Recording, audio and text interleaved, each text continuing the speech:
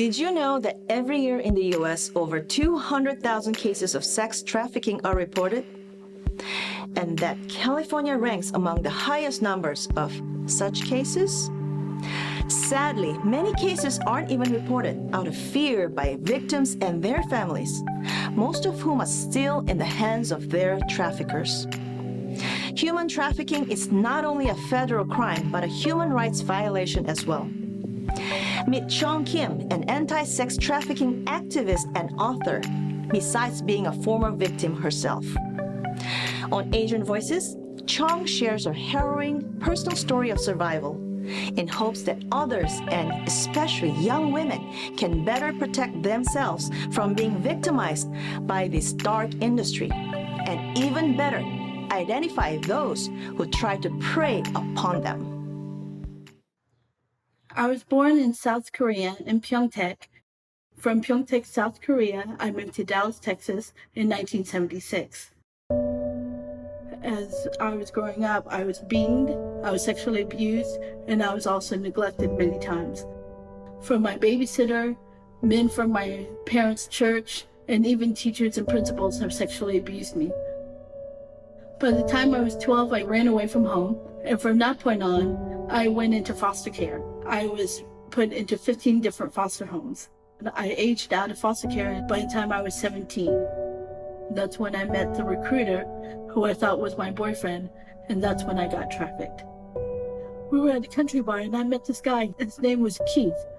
He was the first person that showered me with love. He would buy roses and teddy bears and give me gifts that I never got before. So I felt loved, I felt validated, I felt needed.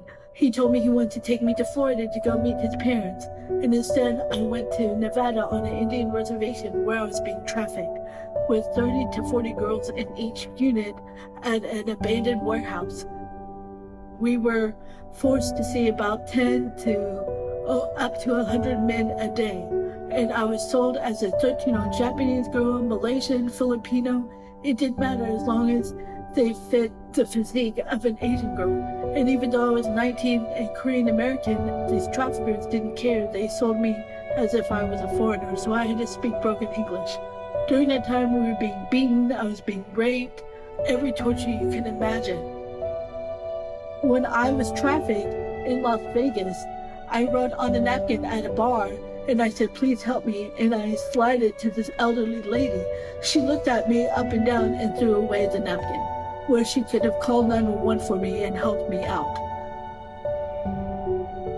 I remember one time we were at a warehouse, and I remember one of the traffickers were rolling up the doors for the units, and there was a butterfly that came in, and it landed on my finger. I could hear a voice, and the voice says, "Everything will be okay." To me, I felt like God was talking to me, and that God was saying that everything was going to be okay, that He was going to watch out for me. In the aftermath of my trafficking, I was angry. When the traffickers trafficked me, they destroyed my documents, so I had no way to prove that I was a legal resident. I went to domestic violence shelters. They would tell me, "Where's your proof that you're an American citizen?" And because I didn't have that proof, I was not allowed to come in. But there was people that I didn't know that came to me that would open their doors for me. They didn't know me. They would let me sleep. They would feed me. They would help me out. They would help me find a job without asking for credentials. And when I think about God, I think about the people that He sent to me. In 2003, that's when I started speaking out about human trafficking. And that's when Rick Phillips, who was the scriptwriter for Eden, approached me and he said, "I want to do a story about your life." And he was working at the Korean Cultural Center. So me and Rick Phillips got together and we started completing the script. And then from that point on, he brought in Colin Blake, who was the producer, and then they called the movie Eden. When the movie came out, I was so shocked that there were so many people that were lined up to see me. I would have parents come up to me thanking me and telling me that I could save their daughter, I could help them with their missing child, and it meant a lot to me, and it overwhelmed me at the same time.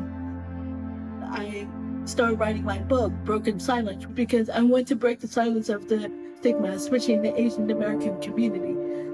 I became a consultant for the FBI. I started teaching them how to think like a trafficker in order to catch the predators in time. Because what people don't understand is that every 40 seconds, a child in America goes missing.